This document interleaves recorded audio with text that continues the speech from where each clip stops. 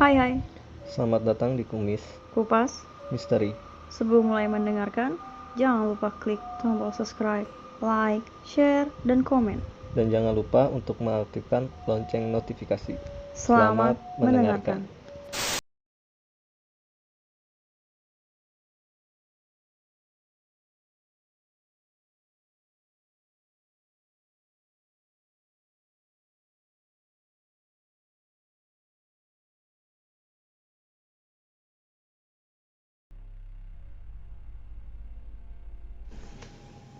Assalamualaikum warahmatullahi wabarakatuh. Waalaikumsalam warahmatullahi wabarakatuh. Sobat Kumis, balik lagi nih di channel kita Kupas Misteri. Apa kabar? Baiklah ya. Malam ini spesial nih. Cuman sebelumnya kita makasih buat yang udah ngirimin cerita-ceritanya. Mohon maaf juga untuk yang belum bisa dibacain, tapi sabar aja, pasti akan kita bacain. Jadi satu-satu kita bacainnya ya. Nah, malam ini ceritanya tuh datang dari backgroundnya kayaknya yang lagi trending nih ya, video-video mungkin sobat-sobat juga pernah sempat lihat. Itu videonya beredar di Twitter, apalagi Instagram, TikTok. Itu lagi booming banget, lagi viral. Dan banyak kisah mistisnya ternyata di balik video itu, dan kebetulan udah ada juga nih mungkin yang nyoba kesana, terus dia ngirim email ke kita, dia langsung update. Jadi videonya itu kayak tempat wisata baru yang sebenarnya itu bendungan ya. Jadi Bukan tempat wisata. Bukan tempat wisata, tapi banyak orang-orang tuh yang datang ke sana gitu Penasaran kan. ya, Penasaran. karena katanya enak yang selancaran itu. Betul, Perosotan. ternyata di balik keenakan tersebut itu ternyata ada cerita-cerita mistis nih. Nah, ini cerita yang akan kita bacakan ini datang dari tempat itu. Jadi cerita ini datang dari mana? Dari daerah Serang. Oke, ceritanya di proyek Bendungan Sindang Hela. Betul, tapi pengirimnya nggak mau disebutin tuh namanya. Oke, kita langsung bacain aja ya. Halo Mbak, Mas Kupas Misteri. Ya, halo juga. Saya David, sebut saja, dari Jakarta. Sebelumnya gue mau perkenalin teman-teman gue dulu, karena cerita gue di sini itu berempat. Jadi gue David, maksudnya gue David nih ya, David, Rio, Ali, dan Indra. Singkat cerita, kita itu dipertemukan kembali, mungkin juga sekalian reuni setelah beberapa bulan karantina pandemi. Jadi kumpulnya kita berempat ini karena video yang marak beredar di beranda sosmed kita soal tempat yang lagi viral saat ini, yaitu bendungan yang dipakai anak-anak seluncuran seperti di dalam video-videonya. Nah, karena rasa penasaran gue dan teman-teman gue, akhirnya kita cari waktu dan pergilah ke sana. Tapi tentunya dengan mematuhi protokol kesehatan dari pemerintah dengan tetap menggunakan masker. Oke. Kita kumpul hari itu sekitar jam 7 malam. Karena kita semua baru selesai kerja.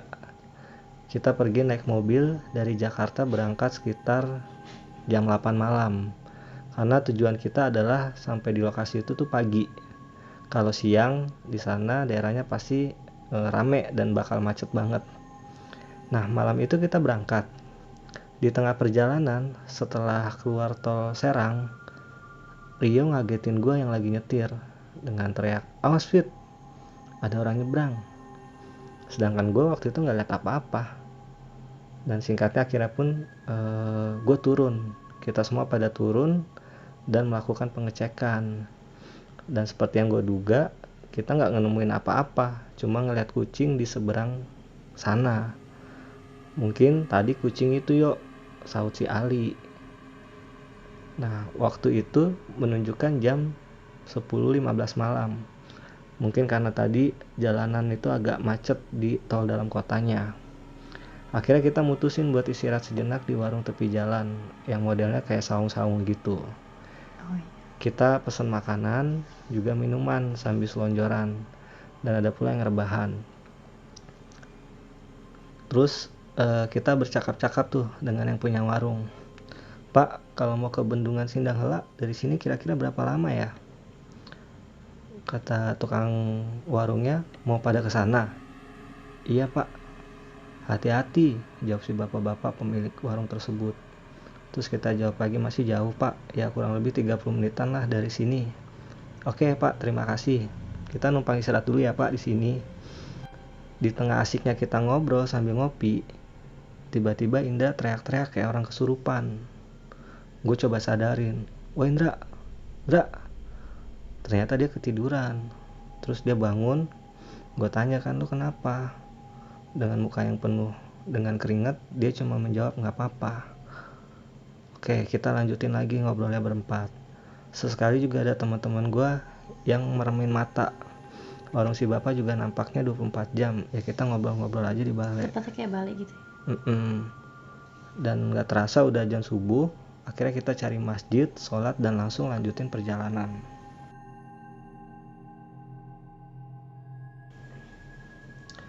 Lokasi bendungan ini berada di dekat kota Serang, kurang lebih 12 km dari pusat kota. Kita muter-muter sampai akhirnya ketemulah tempat yang dituju. Kemudian kita parkirin kendaraan di seberang jalan. Tapi emang betul kata orang-orang bilang kalau ini bukan tempat wisata. Cuma bendungan. Cuma bendungan ya. Pintunya tuh pada tertutup. Nah tapi uniknya tuh kayak ada jalan lain untuk menuju ke bendungan tersebut. Kayak jalan pintas lah ya, jalan yang ilegal gitu untuk masuk. Jalannya setapak. Di atas tanahnya itu kayak ada pecahan-pecahan botol beling-beling gitu, atau mungkin paku. Benar-benar gak sesuai yang dibayangin sebelumnya gitu dengan lihat video yang lagi viral itu. Bahkan untuk menuju ke situ butuh perjuangan dan treknya sangat di luar dugaan. Singkat cerita, akhirnya kita berempat tetap memasuki kawasan tersebut.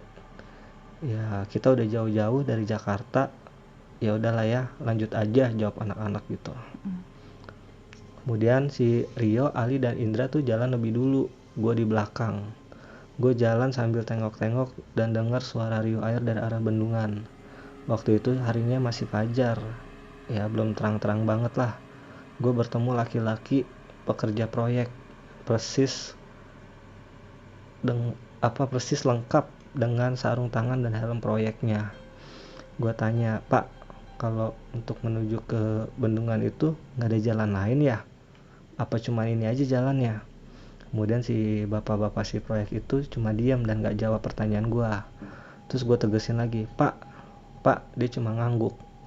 Lalu gue bilang, makasih Pak. Ya udah, terus gue tinggal aja. Setelah hampir sampai dan gue cerita sama anak-anak, gila ternyata gak ada jalur lain lagi selain lewat sini. Barusan gue tanya, Rio nyaut, lu nanya sama siapa? Bapak-bapak yang barusan di situ. Itu pekerja proyek. Kita semua nengok ke arah tempat dimana tadi gue nanya, tapi bapak-bapak itu udah nggak ada. Gue jawab, tadi di situ. Ya udah cabut kerja lagi kali, nanti juga ketemu lagi, kata anak-anak sih begitu. Terus anak-anak juga bilang, lu yang benar aja, masalahnya dari tadi kita nggak lihat siapa-siapa. Gue langsung diem dan ya udahlah, antara nggak mau terlalu pusing atau nggak mau jadi yang parno juga. Akhirnya singkat cerita sampailah kita di bendungan yang lagi viral tersebut. Gua, Rio, dan Ali tanpa pikir panjang langsung dah tuh berseluncur tuh. Karena gerah juga kali ya dari semalam gitu. Jadi gua, Rio, dan Ali langsung berseluncur main air. Tapi beda nih sama si Indra, dia lebih milih gak ikut main air sama kita. Oh yang tadi lagi tidur. Iya yang mimpi. Pas kita ajak doa, pas kita ajak dia cuma jawab, gue di sini aja. Dia nggak mau ikut. Nah pas lagi asik main air, tiba-tiba si Ali teriak, woi, gue cuma nanya kenapa lu? Kaki gue, kenapa kaki lu? Dia cuma bilang angkat. Kita bantu naiklah dia ke atas. Dan Indra tiba-tiba ngajak pulang. Mungkin si Ali kayak mau kelelep gitu kali ya. Iya. Kakinya ada yang narik. Terus gue jawab bentar lah, baru sebentar juga. Tapi si Indra ngotot, udah ayo cabut sekarang. Akhirnya kita ganti baju dan bergegas jalan untuk pulang ke mobil. Nah sampai mobil gue agak kesel sama Indra karena maksa buru-buru pulang saat gue lagi main air belum lama.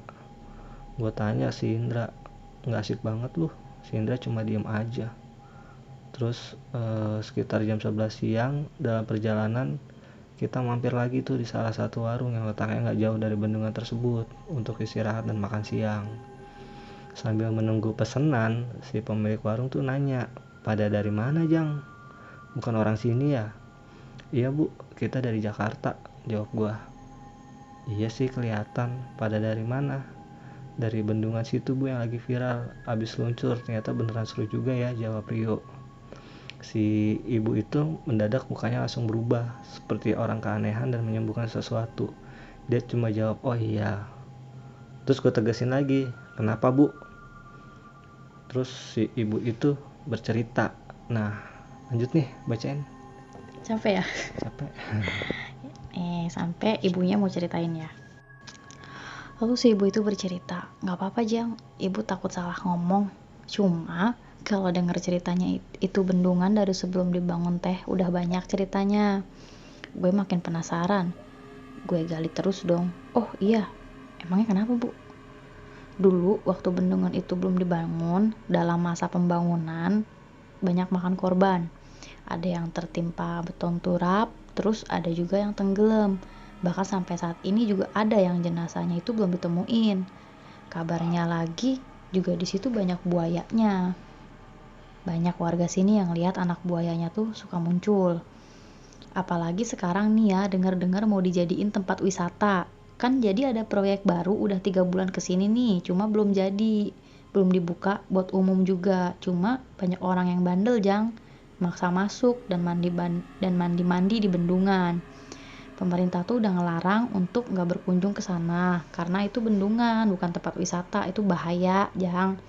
Tapi masih tetap nekat naik atau lewatin kebun untuk bisa masuk dan perosotan di bendungan, jalan yang tadi kali ya. Bukan tempat wisata sekarang, bahkan udah ada surat edaran resmi dari pihak terkait agar tidak mengunjungi lokasi tersebut dikarenakan belum resmi untuk wisata. Banyak anak kecil yang tenggelam, banyak juga yang hilang, banyak mitos dari bendungan itu, dari buaya sampai ke makhluk-makhluk gaib. Tadi waktu kesana pintunya ketutup atau kebuka Jang? Gue menjawab, tutup bu, kita lewat kebun-kebun. Nah itu, tapi kadang-kadang pintu bendungannya dibuka. Kalau ada orang, bahaya, bisa hanyut. Warga sekitar situ juga bilang ada anak buayanya suka muncul. Di jalur kalinya pun dikhawatirin banyak pecahan beling atau sejenis benda-benda tajam lainnya. Seperti kayak silet atau paku. Nah terus si David lanjut cerita nih. Bacain. Oke, gue lanjut ya. Jadi lanjutin cerita tadi. Wah bener nih si ibu ceritain jalanan apa yang kita lewatin barusan tadi. Jadi menurut warga sekitar, kalau yang udah tahu gimana cerita pas bikin ini bendungan, kagak ada yang mau main-main ke situ, pada nggak ada yang berani. Sudah dihimbau dan ditutup karena tidak bisa menjamin keselamatan. Tapi terkadang warga pendatang tuh masih banyak yang nyuri-nyuri masuk untuk main di bendungan, termasuk gua dan kawan-kawan. Kalau warga Serang sendiri sih udah tahu ceritanya di situ gimana, yang meninggal udah banyak, terus banyak yang dilarang pergi ke sana akhirnya sama anggota keluarganya. Saat ini di situ tuh sedang ada proyek yang hendak dijadikan tempat wisata, belum dibuka dan belum resmi. Dan 70% pekerja proyek di sana adalah warga pendatang. Warga Serang sendiri nggak ada yang mau kerja di situ. Pernah ada kejadian bulan puasa kemarin, ini kata pemilik warung ya, dia cerita tetangganya baru aja ada yang berduka karena adiknya itu jadi korban proyek di awal-awal puasa. Adiknya itu pendatang yang ikut kerja di bendungan, padahal keluarganya udah nasehatin jangan ikut kerja di situ. Tapi dia butuh kerjaan karena PHK efek dari pandemi. Nah terus di catatannya si adiknya itu meninggal, dicatatnya itu sebagai kecelakaan kerja, walaupun meninggalnya itu di rumah. Kejadiannya itu pas sore sebelum pulang dari kerjaan, maksudnya sore nih ya, sebelum dia pulang di kerjaannya tuh dia udah kayak orang sawan. gelagapan, nggak bisa bicara, kayak orang ketakutan, kayak ngeliat sesuatu. Terus dia digotong, dibawa pulang sama rekan-rekan kerja lainnya. Nah malamnya dia langsung meninggal sekitar pukul 11-an. Nah ada juga yang mati ketiban beton turap, yang tenggelam juga ada videonya, ketarik memedi gitu. Bahkan warga sekitar sudah lihat semua videonya, bahkan sampai video evakuasinya sempat beredar di kalangan warga sekitar. Tapi para pegawai seakan menutupi kejadian-kejadian yang terjadi di lokasi tersebut, dan akhirnya video tersebut juga lenyap begitu saja.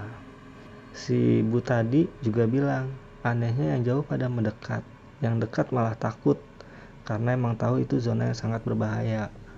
Sudah banyak memakan korban di sini. Warga Serang Asih tuh paham betul. Pernah ada anak-anak main di situ.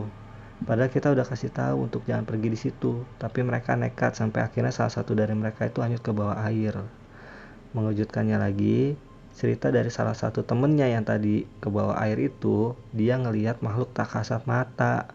Dia lihat itu kalau temennya itu ditarik sama sosok hitam gede, matanya itu nyala warna merah, persis genderuwo. Mungkin kalau orang sini sih bilangnya memedi, tapi dia gelagapan, dia juga nggak bisa bilang atau nolong, jadi cuma diem aja. Sampai rumah bahkan dia masih diem, badannya tuh jadi kayak sawan gitu, panas. Terus besoknya nih bocah, nih anak ini yang ngeliat tadi juga meninggal, entah kenapa. Gitu ya? Nah makanya kalau warga sekitar itu udah tahu dari lama, bahkan dari masa pembuatannya sebelum jadi bendungan. Lahan itu adalah hutan-hutan lebat. Dari mulai pembuatan bendungan udah banyak makan korban. Dan ditambah lagi mau dijadikan tempat wisata. Iya benar. Warga situ makin ngeri dan ketakutan karena akan selalu makan korban. Lebih parahnya lagi, proyek yang wisata itu juga udah makan korban. Rumornya para pekerja dipaksa atau wajib nutupin cerita-cerita yang ada. Jadi nggak lebih dari cuma kecelakaan kerja. Ya video-video tadi dihilangin. Tanpa ada hal-hal mistis lainnya, jadi berusaha ditutupin ya. Padahal dari masing-masing pekerja juga udah paham betul situasi di sana. Pernah ada salah satu pekerja yang negur temennya atau sekedar ngasih kopi, tapi ternyata temennya itu udah pulang duluan. Kagetnya pas besoknya kalau temennya bilang kalau dia tuh kecapean kemarin pulang cepet gitu. Sedangkan yang satu ngerasa semalam ngobrol sama dia, ngopi gitu, padahal dia pulang cepat kemarin. Sering dengar suara orang nangis-nangis juga. Ya gitulah, pokoknya banyak hal-hal mistis dari bendungan gitu itu. Ya itu cerita si ibu warung sama kita ngobrol-ngobrol santai di warung itu. Nah selesai si ibu itu cerita, lalu dia ninggalin kita. Terus yang bikin gua wow lagi tuh, si Indra tiba-tiba tuh ngomong, kan lu tahu nggak kenapa gue minta buru-buru pulang? Oh iya tadi nih. Terus ninggalin tempat itu. Kenapa? Saat kita bertiga. Ya gue dari tadi sepanjang masuk jalan setapak udah ngerasain hal aneh. Ditambah gue sempet nengok kan ke belakang, lihat David ngomong sendiri, tapi ada bayangan hitam di dekatnya. Oh yang tadi nanya tukang proyek. Iya.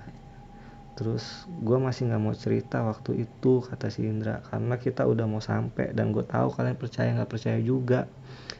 Dan terutama gue juga nggak mau tujuan kita tuh terasa sia-sia.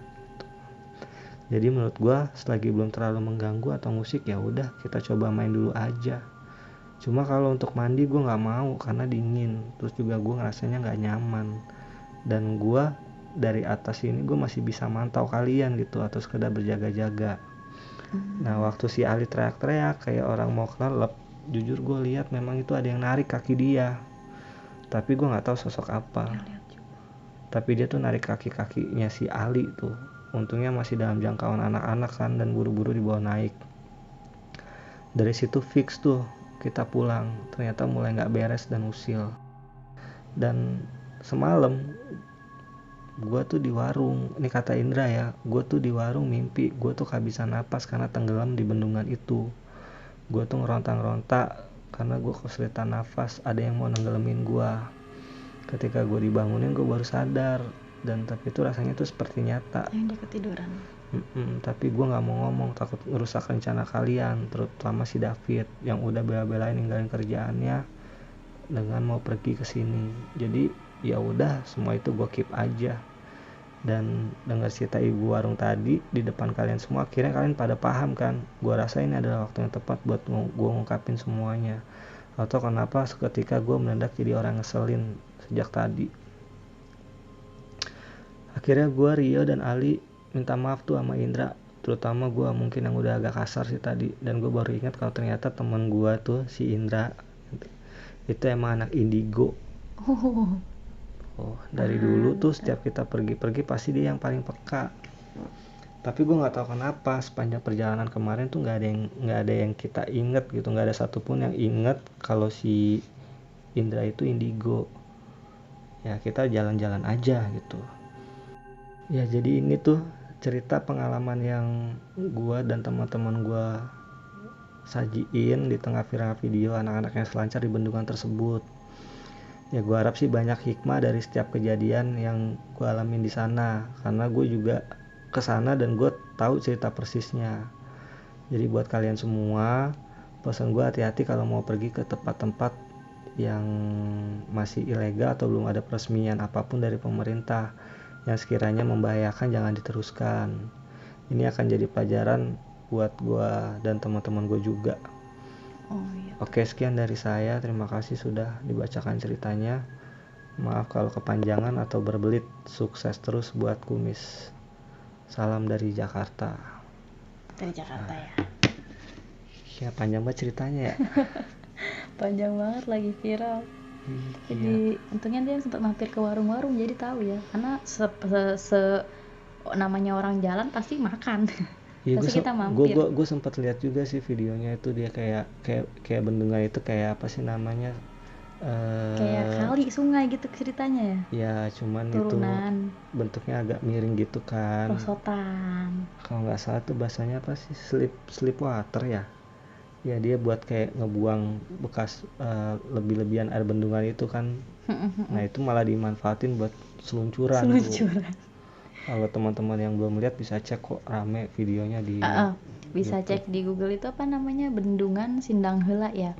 Ini kebenaran banget nih, jadi fresh banget ceritanya. Emang mohon maaf juga nih buat teman-teman yang belum sempat dibacain, karena ini tuh termasuk pelajaran juga ya. Di tengah viralnya video, mungkin barangkali setelah kita bacain cerita dari teman kita yang dari Jakarta udah nyoba sendiri kan ke sana, terus dia juga udah langsung update ke kita, bisa mungkin sedikit agak berpikir lagi kalau mau pergi ke sana. Toh juga bukan tempat wisata, jadi harus lewatin kebun yang beling-beling, jadi itu emang nggak buat dikunjungin gitu sesungguhnya, tapi orang masih banyak kan yang nyatanya yang nekat ke sana. Ya intinya sih pada dasarnya kalau setiap apapun itu bangunan baru ya, pasti ya percaya nggak percaya lah ya, pasti akan makan tumbal gitu. Semacam tumbal ya. Makan tumbal kalau kita lagi ada pembuatan gitu ya. Iya kan tadi juga dibahas tuh cerita-cerita waktu masalah bikin bendungannya pun gitu. Betul. Bahkan sekarang malah lagi bikin tempat wisata. Iya, jadi intinya sih kita nggak ngelarang kalian buat ke situ, cuman perlu waspada aja kalau mau ke sana. Itu selain dari yang tadi diceritain masalah mistisnya, juga memang itu kan emang bahaya ya, bisa ngerusak badan juga, kerikil-kerikilnya kan juga bahaya gitu kan. Apalagi tadi sempat disinggung di situ juga ada buayanya ya. Iya betul, katanya sempat ada buayanya juga. Pokoknya gini loh, kita kalau misalkan mau pergi ke tempat wisata atau tempat apapun itu, namanya misalkan kita mau pergi ke tempat wisata udah dipastiin berarti itu aman dong gitu, namanya juga tempat wisata. Tapi kalau kayak gini kan kayak cuma bendungan atau air ngalir biasa yang kita nggak tahu di dalamnya ada apa, terus jalannya juga mesti milih-milih sendiri gitu, artinya kan nggak buat umum. Jadi ya baiknya lebih hati-hati dan waspada. Oke, makasih banget tadi David ya. David dari Jakarta. Dari Jakarta, pengalamannya mudah-mudahan bisa jadi pembelajaran buat kita semua ya. Iya, makasih juga nih udah di-share ke kita jadi share ke teman-teman semua juga nih yang nonton. Di tengah viralnya video yang teman-teman pasti udah banyak lihat, ternyata ada plot twistnya di sini. Ya gue pribadi sih sebelum dengar cerita ini juga udah mau ke sono gitu. Gue nggak diajak. Tapi nggak salah, gue mau yang lain. Tapi berhubung gue tadi dengar, gue pikir juga iya kali ya, dari sisi keamanannya juga nggak aman gitu kan ya, ditambah bau mistis kayak gitu ya, mending gak usah lah ya, cari wisata yang pasti-pasti aja. Oke, sekian dulu kali malam ini ya. Ya, malam ini kita udahin. Makasih buat ceritanya. Jangan lupa tonton terus channel kita, karena selain untuk yang suka horor juga mungkin kita sekalian berbagi informasi kali ya. Barangkali memang ada tempat di daerah mana yang emang disebutin emang itu ya membahayakan atau apa, seperti kejadian kayak gini-gini, kita kan bisa informasiin juga lewat sini. Seenggaknya kalian jadi tahu. Oke. Sip. Sampai jumpa di episode berikutnya. Nah, Tetap di Kupas Misteri. dadah. Jangan lupa like, share, komen, dan subscribe. Guys, dadah. Dadah.